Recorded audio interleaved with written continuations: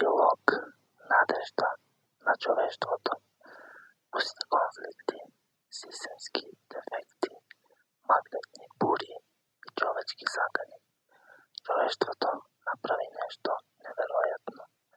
6000 души бяха успешно сместени в криокабини, а бродът се упъти към нов дом в непознатият космос. Елиан и Мара стоя пред контролния център, гледайки бродът како се движи из безкрайната вселена. Все, што преживеавме, секој тест и секој предизвик ни покажа дека човештвото може да наднесе.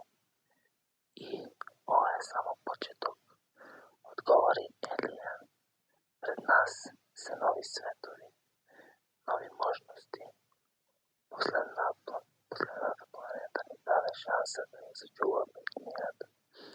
В надреžността на бродот, 6000 патници продолжуваат да спијат без знаење за сите опасности што беа надминати за нив. Но за екипата ова беше најголемиот успех на човечката историја.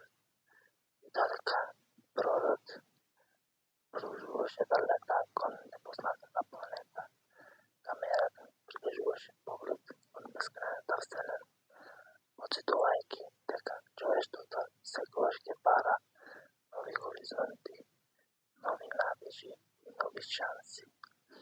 Последната планета веќе не беше само закана и предизвик. Таа стана символ, стана ново поглавје на човечката историја, символ на храброст, решителност и безгранична надеж.